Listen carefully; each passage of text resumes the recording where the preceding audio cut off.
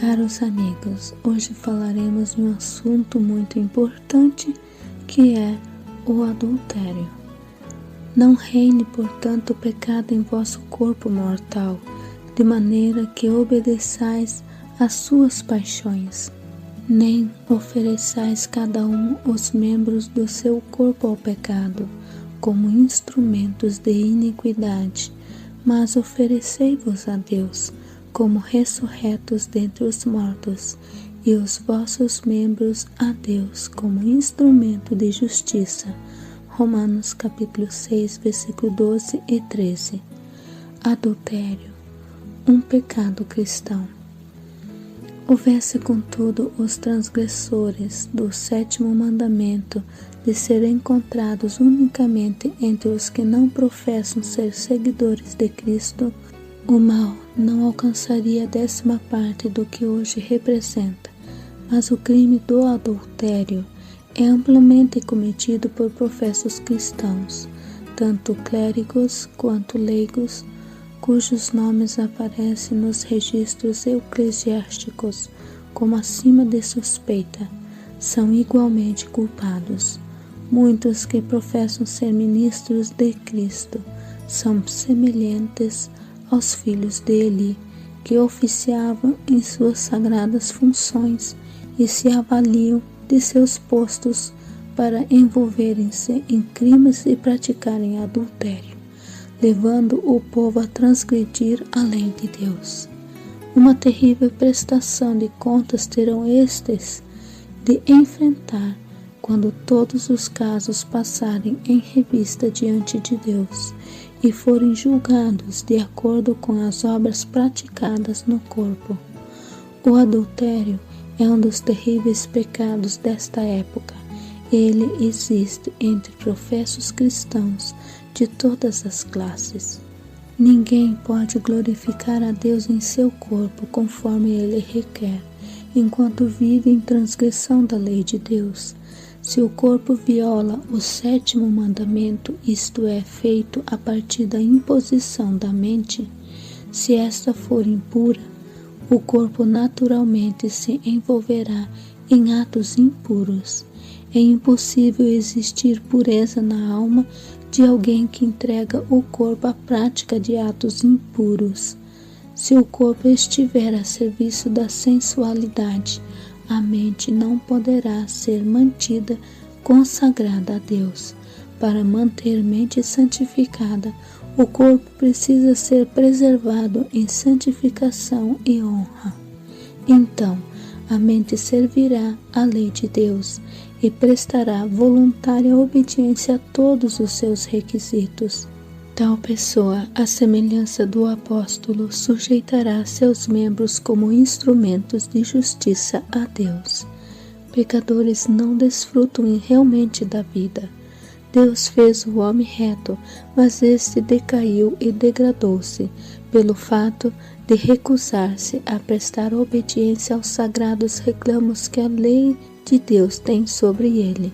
Todas as paixões do homem, se corretamente controladas e adequadamente direcionadas, contribuirão para a sua saúde física e moral, assegurando-lhe grande felicidade. O adúltero, o fornicador e o incontinente não desfrutam da vida. Não pode existir verdadeira alegria para o transgressor da lei divina. O Senhor sabia disso. Por conseguinte, restringiu o homem, ele dirige, ordena e positivamente proíbe. O Senhor bem sabia que a felicidade de seus filhos depende da submissão à sua autoridade e de viver em obediência à sua santa, justa e boa regra de governo. O homem pode dissimular os fatos e ocultar que está praticando adultério. Ainda assim, Deus tem seus olhos postos sobre ele. Deus o observa. Não é possível ao homem esconder dele os seus crimes. Pode até mesmo conduzir-se de forma aparentemente correta diante da família e da comunidade, sendo considerado como um bom homem. Haverá, porém, de enganar-se a si mesmo, pensando que o Altíssimo não conhece todas as coisas? O homem está exposto à sua corrupção diante da majestade do céu, aquele que é alto e sublime e do brilho de cuja glória se enche o templo, vê e conhece até mesmo os pensamentos e propósitos do coração do transgressor, que a si mesmo se corrompe diante da vista de anjos puros e sem pecado, que registram todos os atos dos filhos dos homens. Seu pecado não só é visto, como também é anotado pelo anjo relator. Poderá o transgressor da lei de Deus ficar algum tempo sem ser exposto, mais cedo ou mais tarde, entretanto, descobrir-se-á apanhado, exposto e condenado. Qualquer que ouse violar a lei de Deus experimentará por si mesmo que o caminho dos perversos o faz errar. Provérbios capítulo 12, versículo 26. Deus tudo vê. Se acalentássemos uma impressão habitual de que Deus vê e ouve tudo o que fazemos e dizemos, e conserva um fiel registro de nossas palavras e ações, e de que devemos defrontar tudo isto, teríamos receio de pecar. Lembre-se sempre, os jovens, de que onde quer que estejam e o que quer que façam, acham-se na presença de Deus. Parte alguma de nossa conduta escapa à observação. Não podemos ocultar nossos caminhos ao Altíssimo. As leis humanas, embora algumas vezes severas, são muitas vezes transgredidas sem que isso seja descoberto e, portanto, impunemente. Não é assim, porém, com a lei de Deus. A mais escura meia-noite não é uma cobertura para o criminoso. Ele pode julgar-se só, mas para cada ação há uma testemunha invisível. Os próprios motivos de seu coração estão patentes à inspeção divina.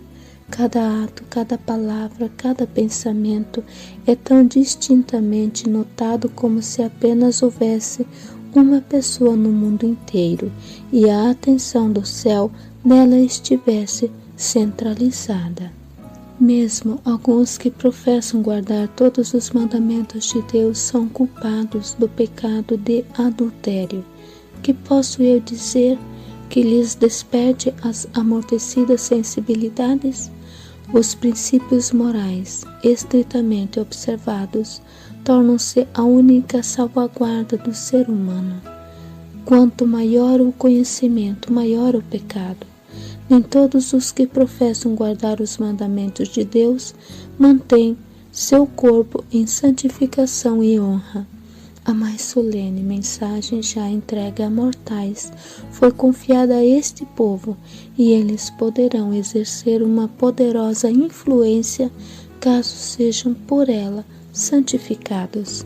Eles professam estar em pé sobre a elevada plataforma da verdade eterna, guardando todos os mandamentos de Deus. Por isso, se condescenderem com o pecado, se cometerem fornicação e adultério, seu crime é de magnitude 10 vezes maior do que a das classes que mencionei, que não conhecem a lei de Deus como obrigatória. Num sentido especial, os que professam guardar a lei de Deus o desonram e desacreditam a verdade, quebrantando-lhe os preceitos.